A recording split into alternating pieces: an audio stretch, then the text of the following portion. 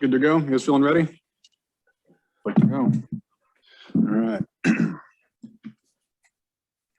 Okay. With that, we will call to order the regular meeting of the Borough Assembly for Monday, July 19th, 2021. Will the clerk please call the roll? Bob? Here. Taylor? Taylor is absent. Chelsea? Here. Jay? Here. David? Here. Jeff? Here. Mark? Excused. All right, we have 5 people present with member Mucci phoning in. It brings us to the voluntary Pledge of Allegiance. To the flag of the United States, to the republic for which it stands.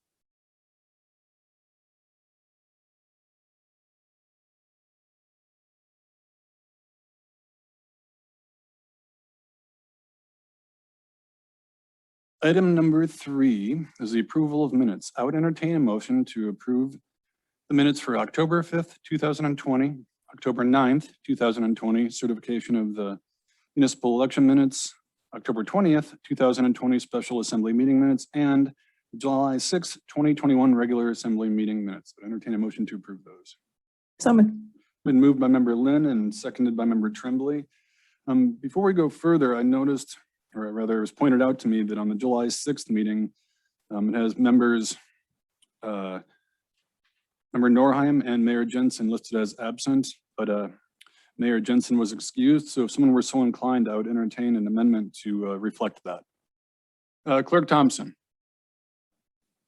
Actually, thank you, Mayor Stanton Gregor. Our new program does not have an excused option. You're either absent or you're present. We'll let the record note that Mayor Jensen was excused, and we will not need to amend that accordingly then. Thank you. Yeah, fair enough. As long as we're keeping things tight, I feel good about it. In that case, all those in favor of approving said minutes, say aye. Aye. Any opposed? Okay.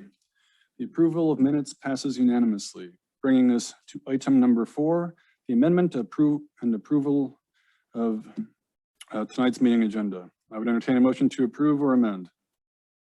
I'll make that motion. Second. Motion been made to approve this. Any discussion on that? Okay, no amendments been made. And that clerk, all those in favor of approving tonight's meeting agenda as is, say aye. Aye. Opposed?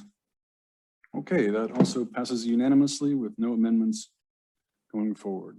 Bringing us to public hearings, which there are none, and bid awards, which there are also none.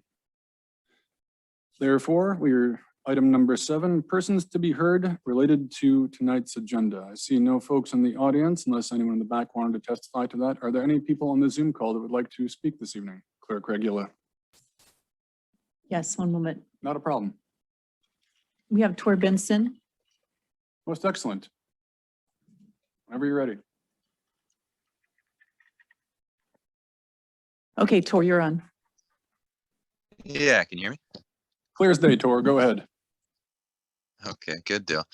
Yeah, well, I just wanted to call and just check in here. I saw item 18, I guess, and I just saw it on the agenda as a discussion item, and I just appreciate it for being brought up anyway. And I had a chance to touch base with Liz earlier today, and she's saying maybe the timeline might not be fixed on bringing that up again, but yeah, I just appreciate discussing it today. And I think Dave Kensinger was there for the planning and zoning, just the amount of time spent on it. And I think it's an overall improvement of the previous code. And I think it still has some updating and maybe blending that needs to be done to make it mesh well with everything that's gonna, maps and state regulations and stuff. But overall, I think it's a good document, and when the time's right, I look forward to it being picked up again. So just appreciate that.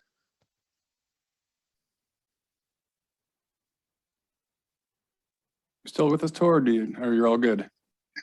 Yeah, sorry, I might have cut out there. But yeah, I was just saying I appreciate the item being brought up. So thanks for the time. Thank you very much for your testimony. For those listening at home, if it was cutting out, Mr. Mr. Benson was referring to the discussion item B, the planning and zoning code revision. Just cut out a little bit in the beginning. Clerk Regula, is there anyone else who would like to be testifying this evening or speaking to visitors' views? No, there's no one. Thank you kindly. That brings us to persons to be heard unrelated to tonight's agenda. Is there anyone in the queue who might want to speak to that, Clerk Regula? No, there's no one. Okay, thank you very much. In that case, we're going to bring us to item number 9, executive session. Assembly will adjourn to executive session to discuss the status of the collective bargaining agreement with International Brotherhood of Electrical Workers, Local 1547. And before I entertain a motion to do that, for those, if anyone is, I believe Robert is on the Zoom call. If he would wait after we adjourn to this about 15 minutes to call back in to the meeting, and you'll be able to join the regular meeting after that. And if per chance we have not returned from executive session, just try again every couple minutes and you'll be in. Stay right where they are and we will be back. We're not turning off. Even better. There we go. In that case, I would entertain a motion to enter into executive session. So moved. For said reasons. Second. Moved by member Kensinger and seconded by member Lynn. Clerk, call the roll, please. Jeff, You bet. Jay, Yes. Chelsea. Yes. Bob, Yes. David. Yes. Okay, thank you. Turn to executive session. Important. Recordings in progress, I guess. Community engagement is a very important part of this process. And aside from the written part of that, I really want to encourage all members in the community to reach out to all the players in our local healthcare system, whether it be, the Search Corporation, our local hospital. Put it in a simple way, knowledge is power. Knowledge is power, and I really hope everyone takes the time to invest in our own clinic and hospital. It's that important to our community. Item number 2, we are seeking letters of interest from Borough residents who wish to serve the community by filling a vacant seat on the following boards, commissions until the October 21 municipal election. We have 1 seat on the Planning Commission and 2 vacant seats on the Public Safety Advisory Board. And letters of interest should be submitted to Clerk Thompson at the Borough office located at 12 South Nordic Drive, mailing to P.O. Box 329, Petersburg, AK 99833, or by emailing dthompson@petersburgak.gov. And with that, I will turn it over to you, Mr. Manager, for the manager's report. Thank you, sir. Appreciate it. Local churches have restarted their rotation for Wednesday devotions, and communion is set up for every Thursday for the residents of the manor. Pilings are in place for the new deck up there. Beams are going in and then decking will be put on. The residents are excited and are enjoying watching the process take place. The workers have many supervisors. Alaska Housing Finance Corporation desk review is complete of the manor and all found to be excellent. No issues at all. And we're preparing for our state inspection on July 19th. The Petersburg Medical Center doctors continue to see residents for routine appointments at assisted living. Mindy and Sheelan continue to meet with Dr. Heyer as the physician liaison between the facilities monthly, and it's going very well. We had another joint meeting last week, and very good. I mean, good conversation between the two groups and other borough employees and hospital employees talking about ways the manor and the hospital can work together. So good stuff. The streets crew has been making some much needed storm drainage improvements at the South Parks and Rec entrance next to the high school. Turned into a kind of a significant project that we needed to do while school was out and the foot traffic in the area was minimum. We had water coming off the roofs and ending up inside Parks and Rec during last year's heavy storms. So we have redone the storm drain system there, and hopefully that will prevent any future problems like that. Work is progressing on the motor pool shop repairs. The new roof and the siding have been installed and the building is being insulated at present.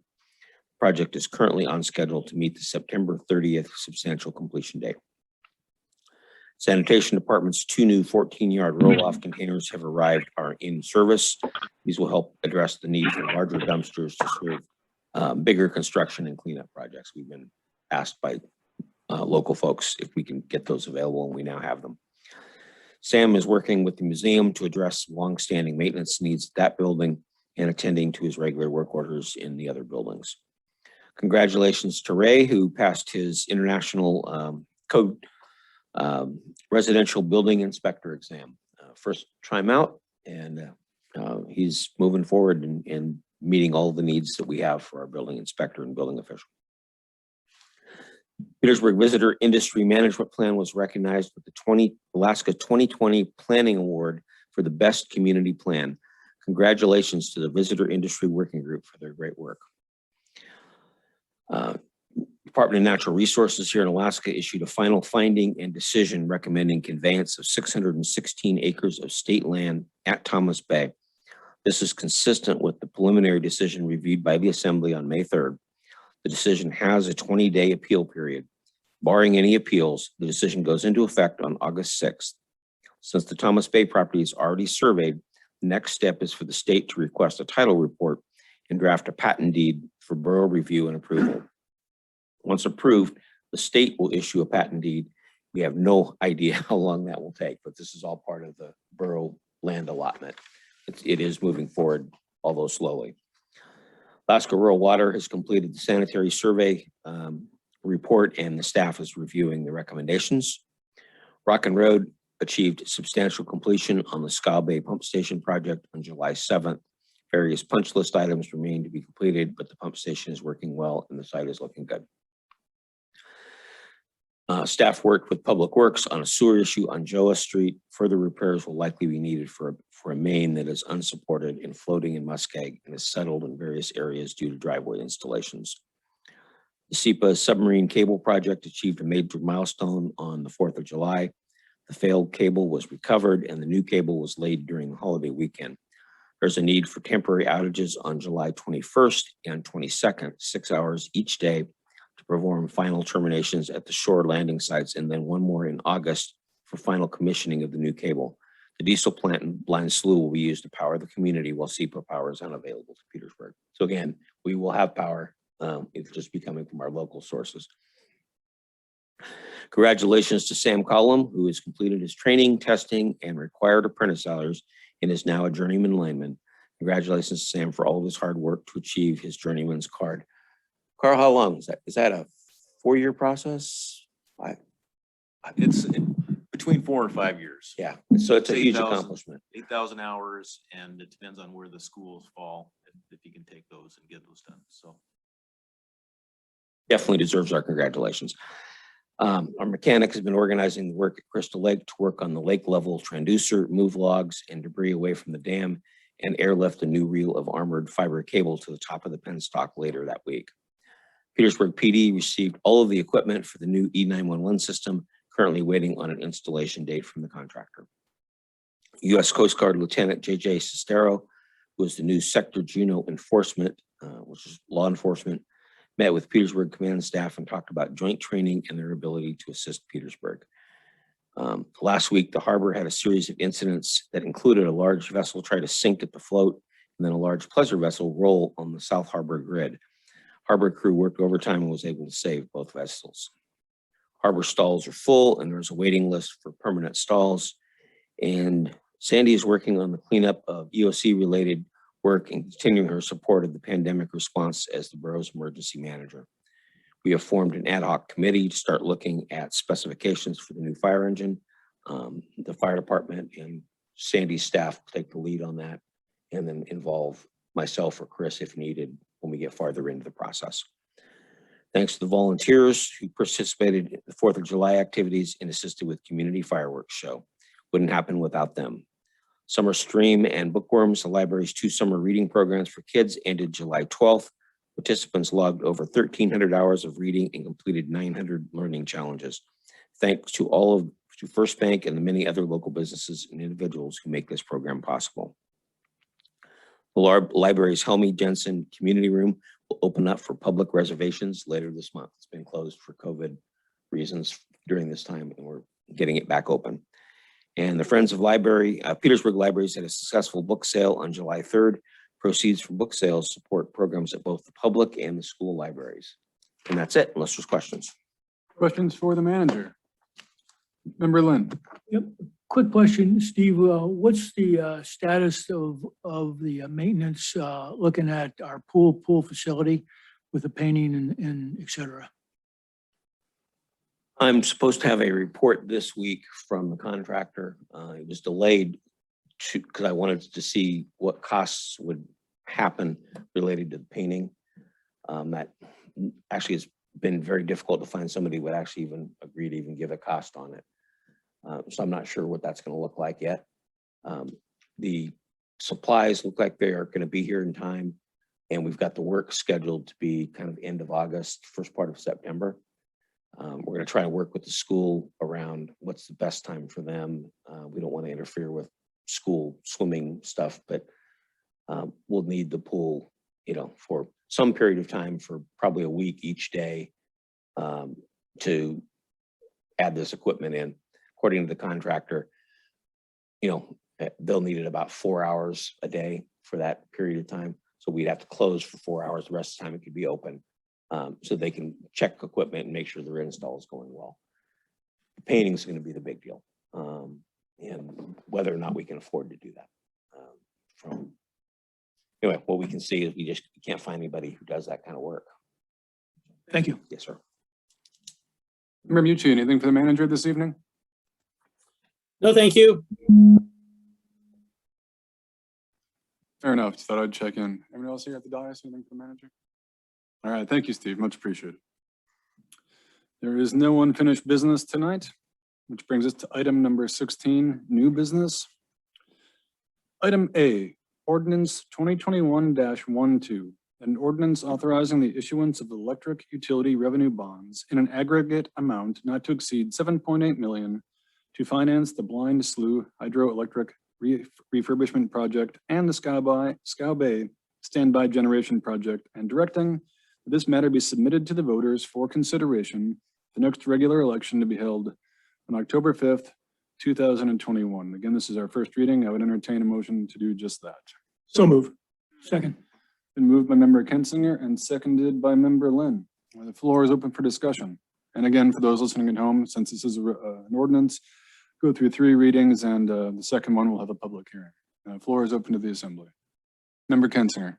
If I could direct a question to Carl to ask him to explain, I think what most people want to know about will be the potential rate increases that are within this ordinance. Yes, I can do that. Thank you, Member Kinsinger. So first of all, I do want to talk about the projects, because that is really what's driving this whole effort are the projects at hand, being the Blind Slough Hydro Refurbishment Project and the Scow Bay Generation Project. Blind Slough has been in the works for about 3 years and started with a detailed engineering study of the facility, which led us to the recommendation of McMillan Jacobs, our engineers, to plan for some refurbishment of that of the powerhouse. Excuse me. The project in total is about a $9 million project.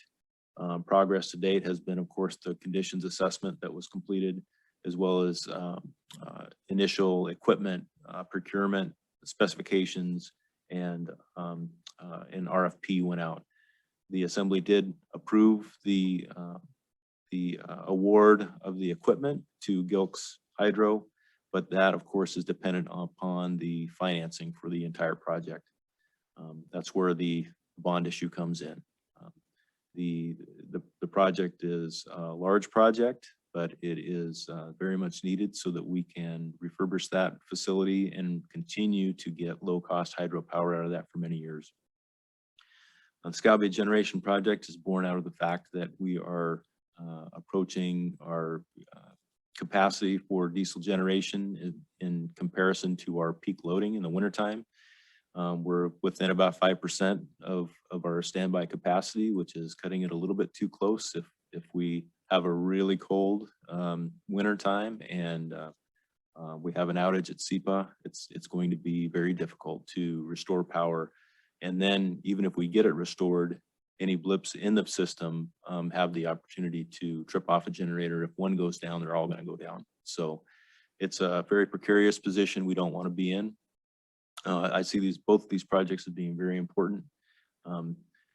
So that is the reason that we're proposing this bond issue to fund them. Of course, if you have a bond, if you incur debt, you need to pay it back. And so that is why we have had a rate study going. I actually started it before the pandemic, but then that kind of got sidetracked a bit. And so we picked that up again. John Heberling, who has helped us in the past, works for D. Hiddle and Associates. Lots of experience in the electrical field and has helped us in the past, Power and Light, as well as SEPA and other regional utilities. Very well known and respected.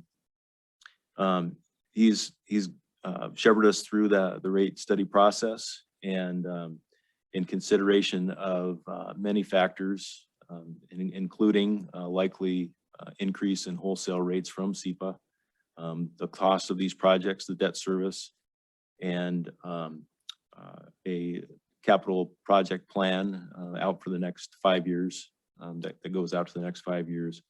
The rate study has shown us that we will need to increase rates. And this is basically a revenue requirement increase of 9.5% this year and 9.5% next year. And so that 9.5% is focused on the revenue requirements, not necessarily every fee that Power and Light charges will go up by 9.5%. The overall revenue needs to increase by 9.5%. Depending on how the bond issue discussion goes, the rate study will be finalized depending on which direction we go. Obviously, if we are not able to move forward with the bond and the debt, then the rate picture looks much different. So in any case, it's kind of a long-winded explanation, but that's where we're at. Any other further questions? Yeah, go ahead, Member Kinsinger. Not to say that I'm in favor of this, but let's say we do not bond to, let's say we just let blind slough go away. That's obviously going to cost us money in terms of we're going to be paying more for our power from SEPA than what it costs us to generate at blind slough. Have you done any cost benefit analysis of how much more we would be spending on electricity if we do not have blind slough? At a very basic level, right now, our wholesale cost of power from SEPA is 6.8 cents per kilowatt hour. We can generate power from blind slough, and I want to get this right, 1.3 cents per kilowatt hour. So it's quite a savings. For 25% of our power supply does come from blind slough. So during the project, we will have about 6 months of construction that, of course, decreases the amount of kilowatt hours that we can produce from that project. And so during those construction years, the cost will be 6.1 cents per kilowatt hour. And then, but after the upgrade is complete and we're back on 25% of our power coming from blind slough, the cost goes down to 4.6 cents. And that will likely decrease over the years as the project matures. That's what we saw with the current facility, long ago when they spent, the enormous sum of $250,000 in the 1950s to work on this. There was some larger costs for power out of that facility, and as time goes by and that debt is retired, we're down to a 1.3 cents per kilowatt hour. So it's that at its most basic is what blind slough does for us. So just to sum it up, it's going to cost us money to upgrade blind slough. It'll cost us a lot of money, particularly down the road, if we do not upgrade blind slough.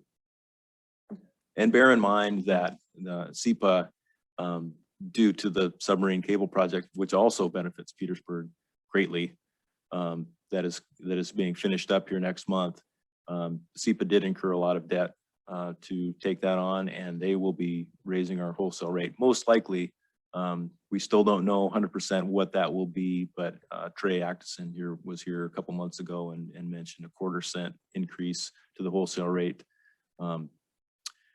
late this year and another 1/4 cent the following year. And we'll see if that happens. But the rates are probably going up on SEPA side too. So we at a minimum need to catch up with that or keep up with that.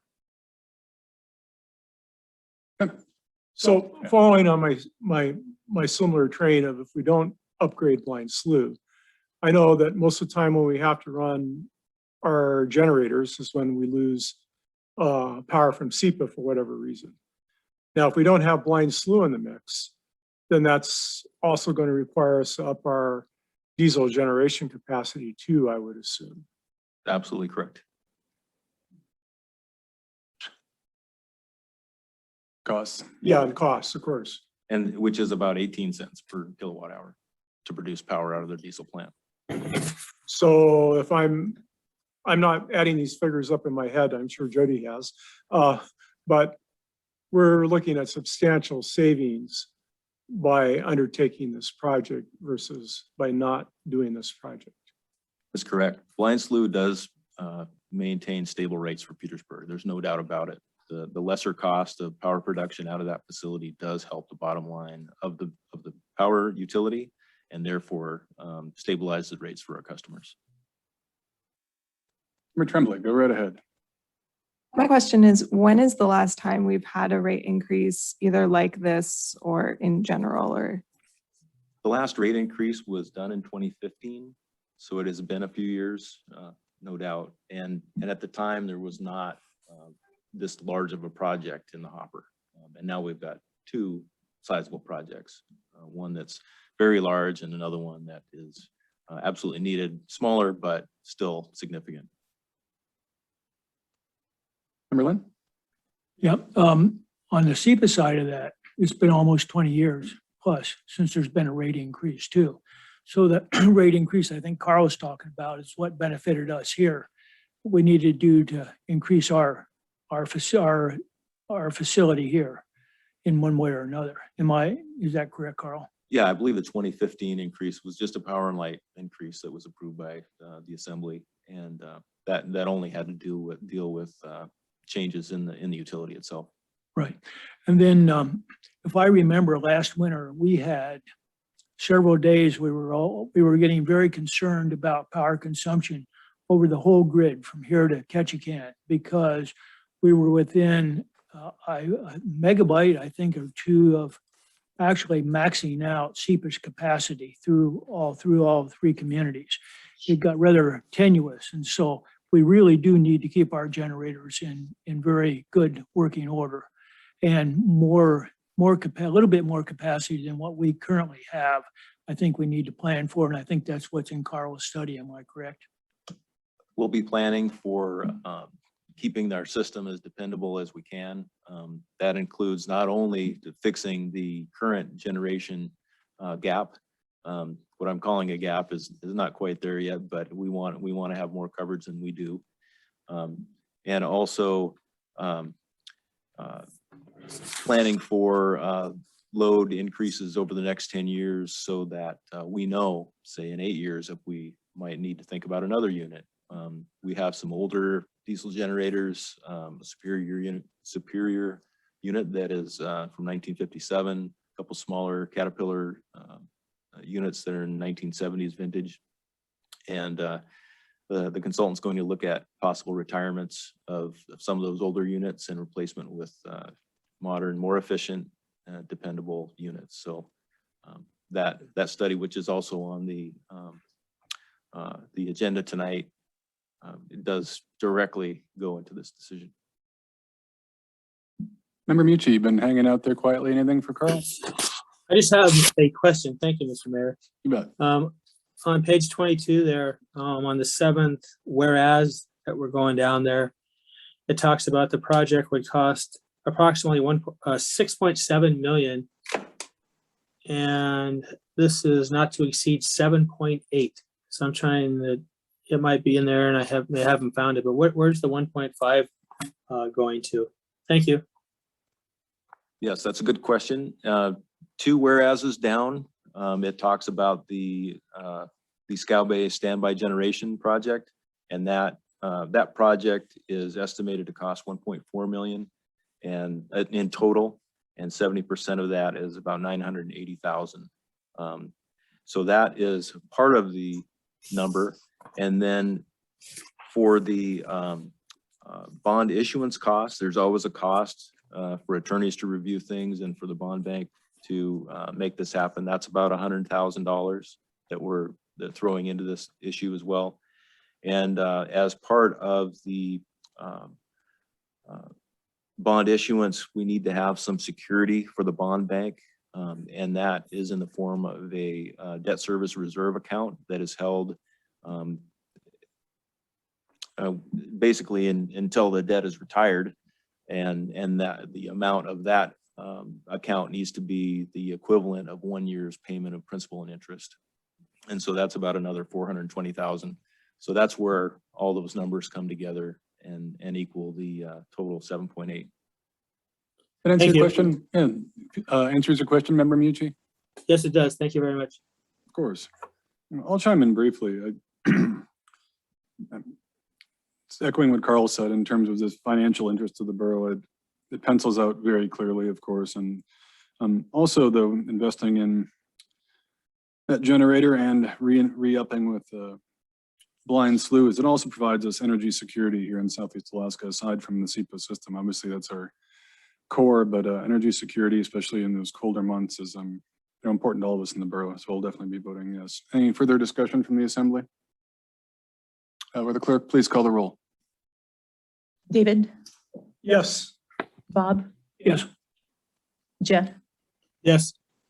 Jay, Yes, Chelsea. Yes. Thank you. and that passes unanimously. Bringing us down to item B, award recommendation for Scow Bay Generation Design Study. Utility Director Hagerman recommends that the Borough Assembly award a contract to Electrical Power Systems, Inc. for completion of the Scow Bay Generation Design Study for a cost not to exceed $32,163. I'd entertain a motion to approve this. So move. Second. Motion has been made by Member Lynn and seconded by Member Tremblay. Assembly discussion.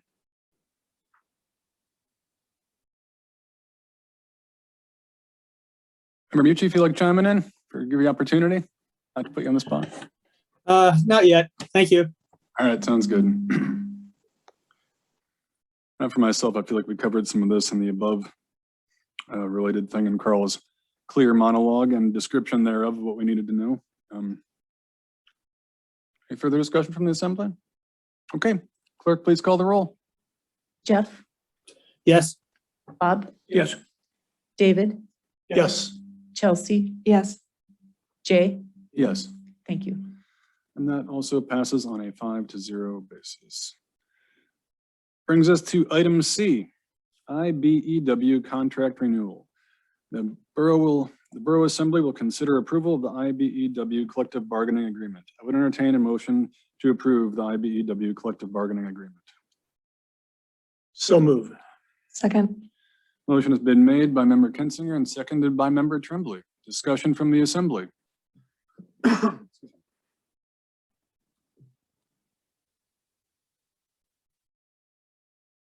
ahead, Member Lynn.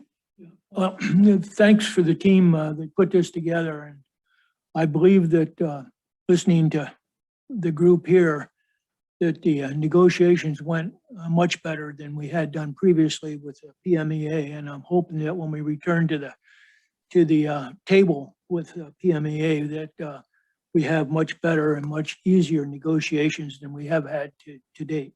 Thank you. Thank you, Member Lynn. I'll chime in briefly on this. Thanks to the negotiating team and IBEW for negotiating in good faith. I think that's one of the key pieces of any negotiation, is being good faith partners. And from my perspective on it, and any of the negotiating team, please cut me off if I'm missing. This contract reflects a great compromise, and in a really good compromise, neither party is totally satisfied, but they can work with it. And this contract seems to represent that. And so I'll definitely be voting yes tonight. Further discussion from any other members of the assembly regarding the IBEW contract approval? The clerk, please call the roll. Chelsea, Yes. David, Yes. Bob, Yes. Jay, Yes. Jeff. Yes. Thank you. And the IBEW contract renewal passes on a 5-0 vote. Brings us to communications. Correspondence received since July 1st, 2021 can be found on the Borough website.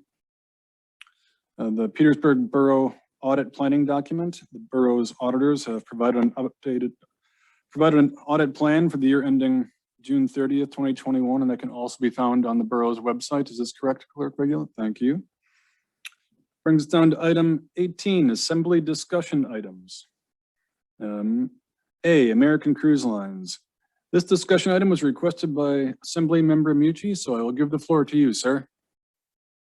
I get the whole floor, huh? It's all yours. All right. Hey, thank you, Mr. Mayor. Yeah, I've talked to Steve about all three of these items over the last week or so, but, for me, I just wanted to bring up, overall the incident that we had with American Cruise Lines. And just since this was the first incident we've had since the borough's EOC was disbanded, I was just kind of watching it and trying to sort out if I was comfortable with how it all went. At one time, I thought when the cruise ships were coming back to town that I know the passengers were vaccinated, but I thought that the vessel crew was vaccinated as well. And that wasn't the case. I think it's changed now. I think talking to several people that the crew is now, they're mandating their crew to be vaccinated.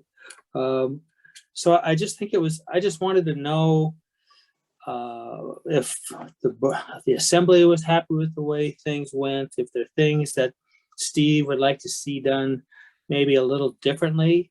I know one of the concerns I had was that, and this is not to blame anybody, but it took a while for me to get a report from somebody about what was happening with the incidents from day to day. I know there was discussion going on with the hospital and Sandy and Steve, but and like I said, I've talked to Steve about this. And I just think that for the first time, I think it went really well. I think the communication to me, maybe the rest of the assembly doesn't feel the same way, but I would just had liked to been maybe more in the loop as things were progressing, just so in case the assembly was asked to weigh in on something. I wasn't quite prepared at that time, but I think overall I'm pretty satisfied with the way things went. I think it was a good exercise for us. I think it's a big concern for the community. I heard from lots of members in the community who had lots of questions, and I don't always have all the answers for them, but I can always figure out who to send those folks to. But yeah, I just think it went well, and I think it was a good exercise for us. So that's the only reason I had it on there, Mr. Mayor. And I don't know if we need to discuss it anymore, but that's why I have it on there. Thank you. Yeah, thank you, Member Mucci. Just a quick one for the borough manager, like as far as working with American Cruise Lines and the cases that transpired, did you feel satisfied, or Sandy, whoever wants to chime in as far as the resolution acquired? If I could, I'll course. speak to it, and then I think Sandy can provide better detail. Sure. So what we're seeing is a transition from a fully, revved up emergency operations center and a large number of people dedicated to that process, to where public health and the hospital have taken over, the cases that pop up. So the communication is not going to be as immediate as it was when Carl had a whole bunch of folks, working on it, and they were all working huge numbers of hours to try to keep the community up to speed. So there is we've kind of gone down a little bit. It's not there's not a whole group of people working on this right now. I think Sandy's working hard to get the hospital and public health to communicate stuff to her so she can in turn get it out to all of us. But there's some wrinkles in how that's working right now. And I think we eventually got there. But again, I would encourage people that have questions to talk to public health and the hospital, and to just say the updates are not going to come as fast and furious as they were when we had literally an entire team of borough department heads focused on it, as well as many other staff. So anyway, that's Sandy. Yes, I had communicated with the hospital and public health nurse about keeping me up to date since the EOC is no longer.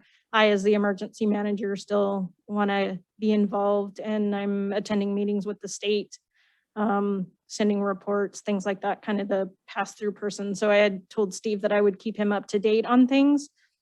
So the ship had come in on Thursday afternoon, which was earlier than was on the schedule. It was supposed to come in Friday morning.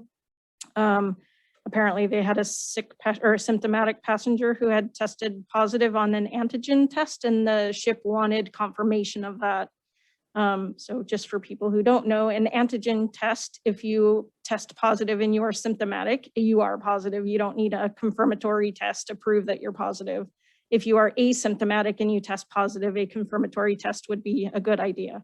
Anyways, I attended a PMC brief, Pediatric Medical Center brief at 8:15 in the morning, and that is when I heard about it. So they came in on Thursday afternoon at 8:15. I heard that there was a positive case. I, of course, my hackles went up because I said, oh, were they able to get off the ship? And I was told yes. So immediately I went into, oh no, this is not good. The hospital and public health immediately reached out, or they were in talks with the ship already, because by noon there were 3 cases and they wanted at least 15 more people tested. So they were on it. They were doing what they needed to do. They are the responding entities. We are not. However, I told them we need to be kept apprised so that we can decide if we need to play a more active role. So I did start sending Steve emails just to kind of keep him in the loop. No decisions had been made or anything, but I wanted to keep him up to date. And so I think I sent like 3 emails like, okay, this is what's happening right now. This is what's happening right now. But the hospital and public health did a great job. And with that noon or 12:30 meeting that we had, there were many entities on from the state.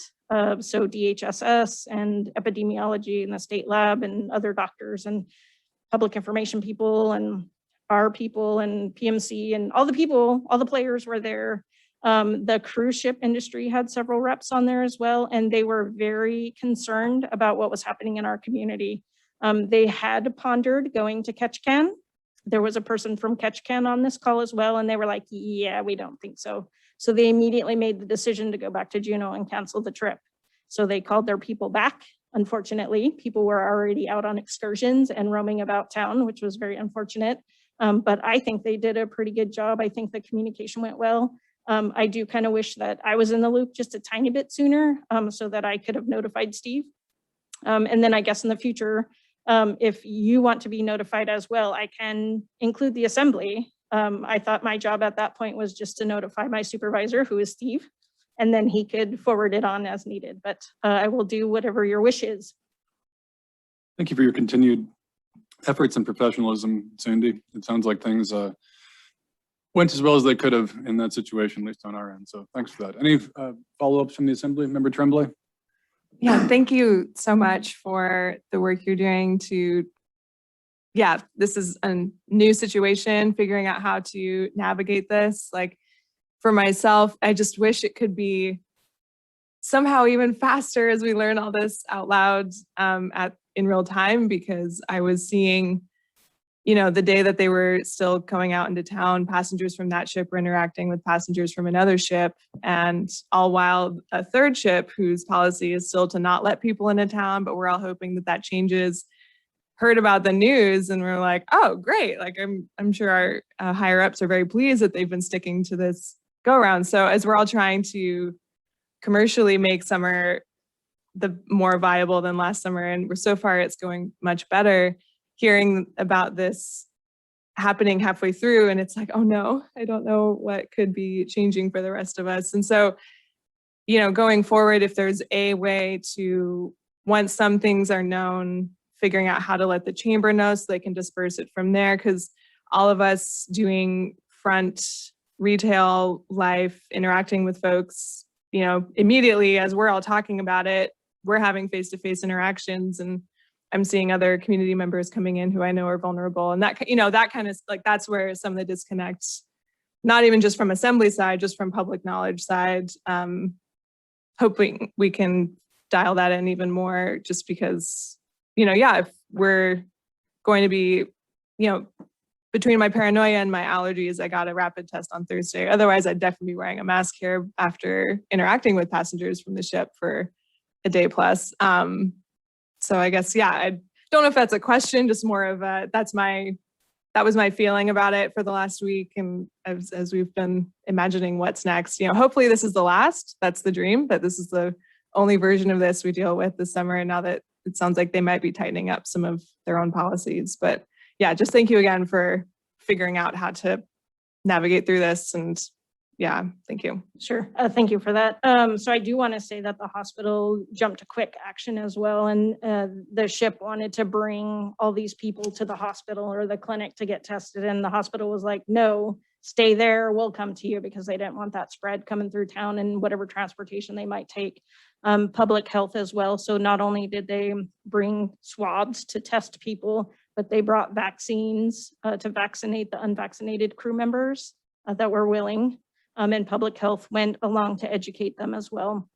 And then through discussion, when they got to Juneau, they were also met with swabs and vaccines available. So I think all in all, it came together very well. It's unfortunate that it happened in the first place, but yes, I think communication is always the key. And the sooner we can do that, the better we'll be.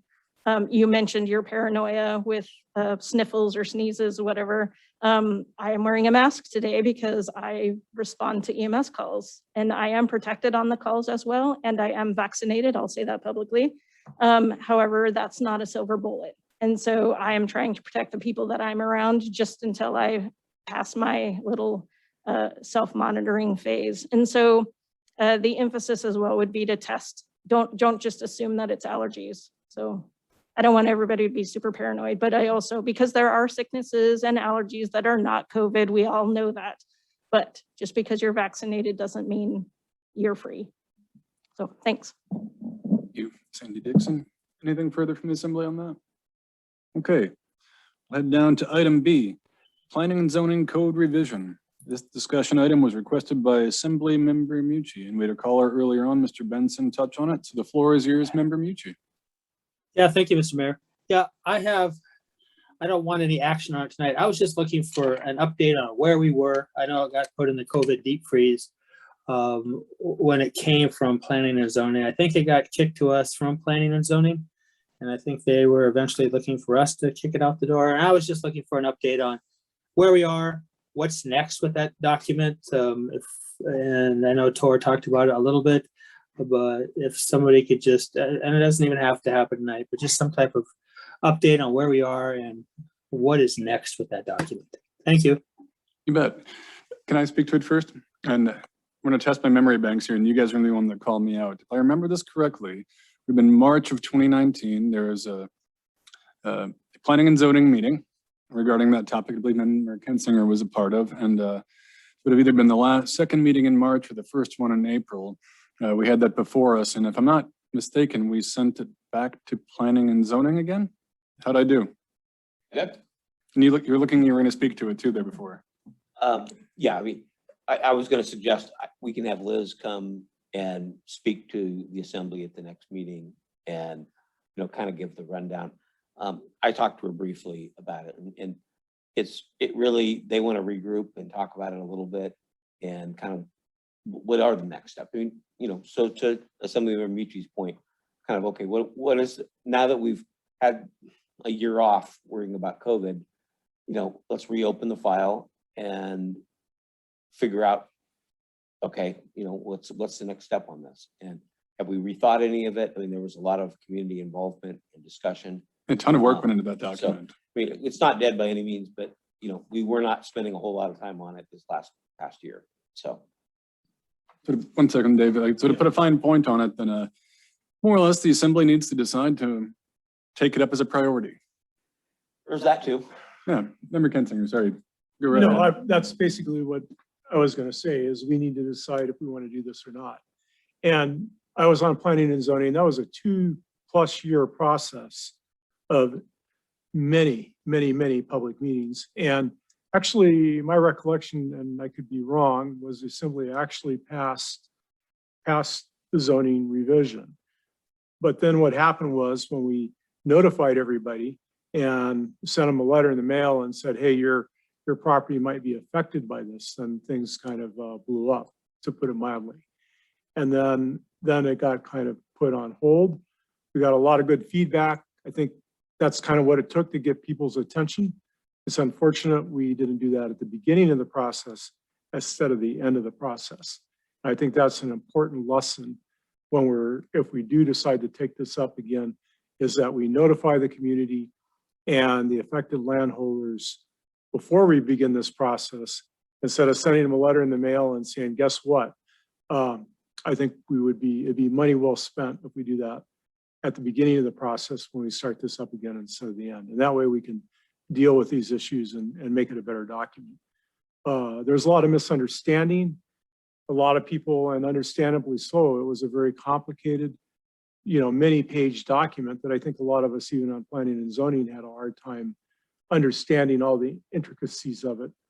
And I think when people really become familiar with it, they'll see it as overall an improvement.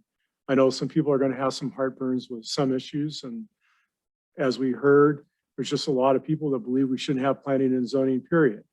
But that said, I think it's something we need to do, because from my experience on planning and zoning, it was very frustrating to work with the ambiguities of our existing code. And I think we're going to be doing ourselves a disservice. And more importantly, I think we're going to be doing the property owners and the community a disservice if we don't address this sooner than later. Well said. Member Lynn? I think though, before we go back into it, Steve, it'd be very good to have a summary of, if I remember the discussions, there were a number of points in that document that were the people that the public had a terrible time with. That were the ones were really needed to be revisited. At any rate, so we can put us all back into the same frame. I think there needs to be some kind of a summary of what those public comments were and where we were and where we ended up. And I don't remember all the details now. Thanks, Member Lynn. Yeah, go ahead, Member Yeah, Kansinger. unfortunately, I kind of do. Me too. But I think the major issues that people had heartburn with, we dealt with them at the time, and I think the record will reflect that. We took quite a few motions, quite a few votes. Planning and zoning did quite a bit of the work in that, and I agree with you. We just need to kind of bring us back up to where it sits right now, so that when we put this back out to the community, people can take a look at it and say, okay, well, I don't agree with this now. That they understand what we're talking about. And to me, that was our fault. We didn't make it clear what we were trying to do. And people just saw this as, the heavy hand of government, but actually my interpretation, and I was pointed out that that was not other people's interpretation, was that we were trying to kind of correct some of the sins of the past. In other words, we had a planning and zoning code in the community, but we really weren't following it. And so there's a lot of misunderstanding from the public on what exactly was in our existing code. And we were trying to rectify a lot of that.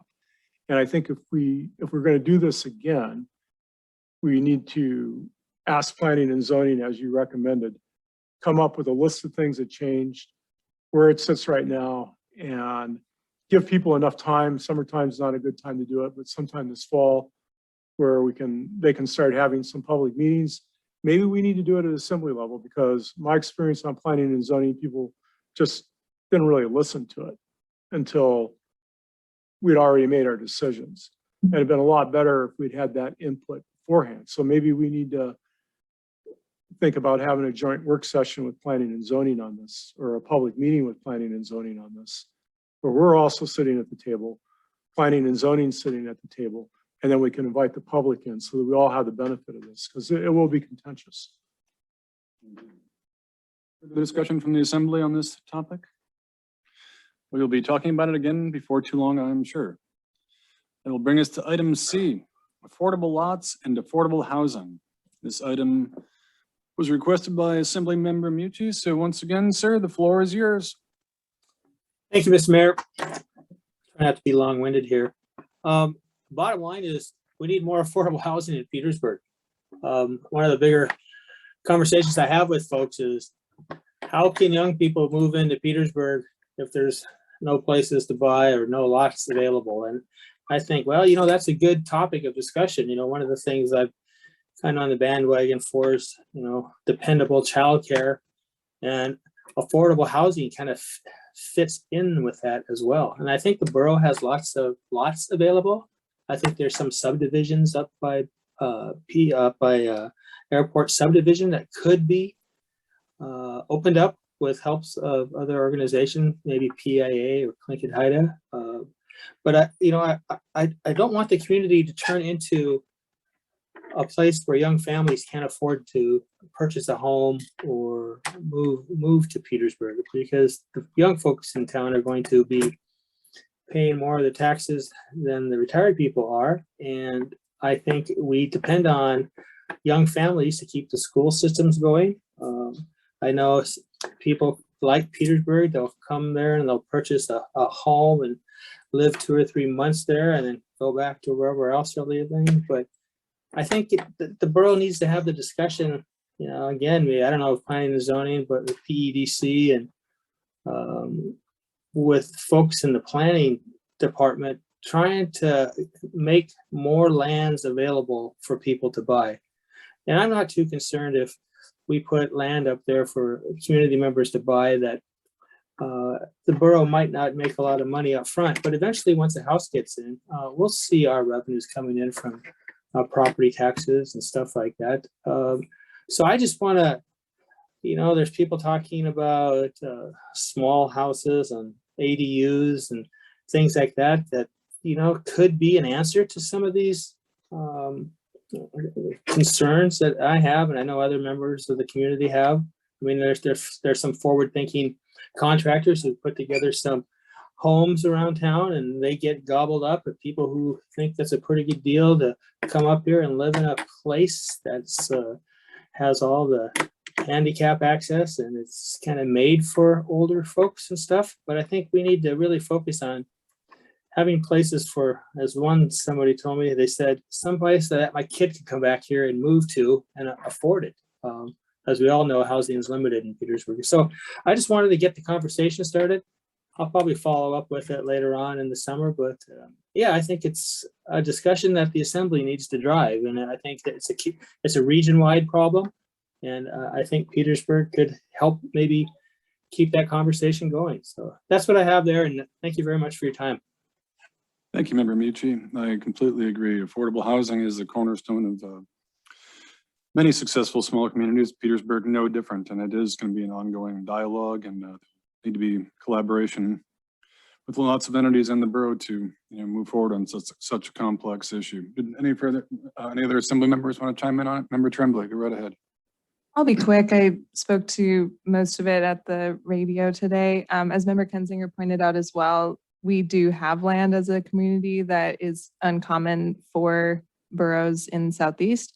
So I'm thankful for Assemblymember Michi to put it on the agenda. I think we need to keep the discussion going. I also see it as very connected to the previous item on the agenda of the planning and zoning, because adding extra dwellings onto already existing properties is a wish that many people have. I know myself, our household, we dream of that as a way to try to lure some of our newly remote working friends to come try living up here with us. What if we had a little cute spot in this corner of our yard, and what if they could come up and stay?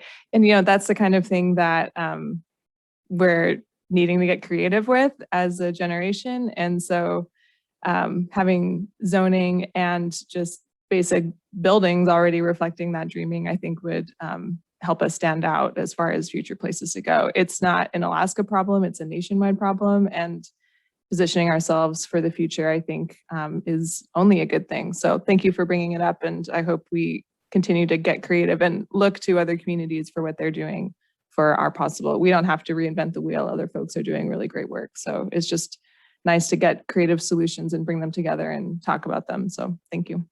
Thanks, Member Tremblay. And yeah, that as a brief aside, I remember some of the tiny house parts being a part of the planning and zoning code revision that member Kensinger and the commission were working on. Anyway, further discussions on that topic? Brings us to assembly member comments. Which in turn brings us to E-recognitions. Member Tremblay, I see that hand over there. Go for it. Thank you. I'd like to recognize the Petersburg pilot. Last meeting, I had asked CEO Phil Hofstetter about the hospital's budget that they had emailed to us about where the public could see it. And, we found some answers between all of us. Oh, it's in this record, it's in this record. And really, I was just late to reading the last week's paper because it was in the paper. So I wanted to thank the pilot for its essential service in the community for providing that kind of stuff for us. As a source of oversight, it's a really nice companion to everything. And as a part of that, I wanted to recognize Chris Basinger, am I pronouncing that correctly? Yes, our new reporter. Everyone, he's new to town, he's new to the meeting. And so please, if you see somebody who has clothes fresh out of Texas, now to Alaska, introduce yourself and say hi, and be kind with pronunciations as we like to do things our own way up here. So welcome, Chris, and thank you to the pilot for all they do for our community. Thanks, Member Tremblay. I'll touch on one real quick. Member Mucci mentioned affordable childcare in town, so I would like to take this opportunity to recognize the wonderful Katie Homeland from Kinder Skog. And I think we all know what that is, but to provide really quality childcare in an outdoor experiential education setting, and seeing effort she's put into that program over the last couple of years has been truly phenomenal. I see kids around town, either down at the docks, Sandy Beach, Skog Point. People in Kinder Skog know exactly what I'm talking about. And Katie Homeland has driven that. So I just want to publicly recognize her efforts. Thanks. Further recognitions? Mr. Mayor? Absolutely. Go ahead. Yeah, thank you, Mr. Mayor. Steve touched on it earlier, but, I think we need to really appreciate all the work that Liz Cabrera and Borough staff did on that visitor industry working group. Assemblymember Tremblay and I sat in on most of those meetings, and there's a real diverse group of folks that were in that room, slogging through what we could do to make Petersburg a better place for visitors coming to Southeast. We've seen a couple of those things, the notorious restrooms in the Borough parking lot, and we have those to thank, but yeah, it was really cool. It won an award, and it was award for some hard work and dedication by a bunch of volunteers in the community. And I just wanted to say that I really appreciate that. And it's a good piece of positive news for Petersburg. And I just wanted to say thanks a lot. Absolutely. Thank you, Member Mucci. So with that, I would entertain a motion to adjourn. So moved. Second. Moved by Member Tremblay, seconded by Member Kinsinger. All those in favor say aye. Aye. Passes unanimously. Call it a night. Thanks, everyone.